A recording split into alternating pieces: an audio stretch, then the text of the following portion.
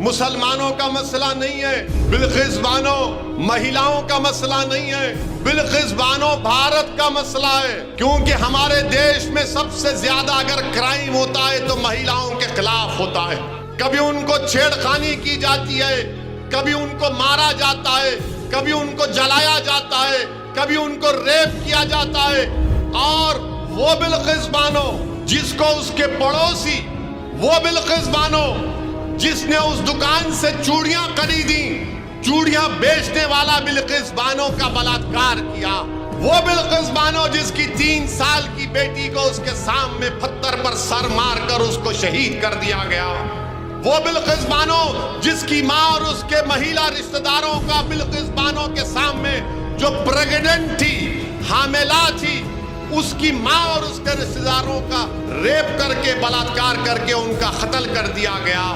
उस बिल्किस बानो का रेप करने वालों को, उसकी बेटी की हत्या करने वालों को, उसकी मां की हत्या करने वालों को देश के प्रधानमंत्री श्री मोदी जी की सरकार छोड़ देती है, छोड़ देती है, आजाद कर देती है। वाह देश के प्रधानमंत्री, क्या झूठा आपका वादा था कि बेटी बचाओ बेटी पढ़ाओ।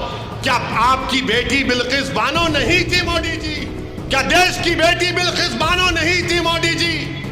आपने उसके रेप करने वालों को छोड़ दिया। सीबीआई ने कहा मत छोड़ो, सीबीआई के उस जज ने कहा मत छोड़ो, बल्कि जिन लोगों को आजाद किया गया उन्होंने पेरोल पर निकलकर, फरलो पर निकलकर 2 महिलाओं पर और हमला किया, उन पर केस बुक हुआ। बताइए आप क्या पैगाम देश के प्रधानमंत्री देश के महिलाओं को दे रहे हैं? क्या पैगाम भाजपा देश के महिलाओं को दे रही है कि अगर तुम्हारा रेप होगा तो चंद साल वो जालिम जिसने तुम्हारी इज्जत लूटी उसको जेल में रखेंगे और अच्छे संस्कार की बुनियाद पर मोदी जी उनको आजाद कर देंगे।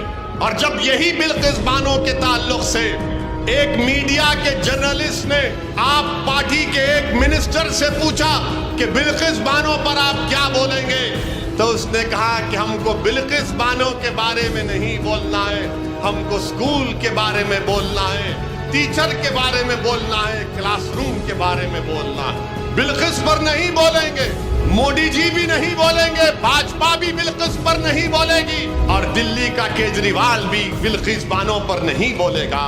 मेरे अजीज दोस्तों और बुजुर्गों, बिल्किस बानो पर अगर किसी ने पूरी ताकत और जिम्मेदारी के साथ किसी ने बिल्किस बानो की तारीफ में कहा, किसी पार्टी ने कहा, तो उसका पार्टी का नाम मजलिस पार्टी था। नहीं, मैं तुम्हारे थालियों का मोहताज नहीं हूं। मैं तुमको एक पैगाम देना चाह रहा हूं बापू नगर की जनता को कि बिल्किस तुम्हारी भी बहन है, बिल्किस तुम्हारी भी बेटी है, बिल्किस की मरने वाली बेटी तुम्हारी भतीजी भी हो सकती है, तुम्हारी भांजी भी हो सकती है।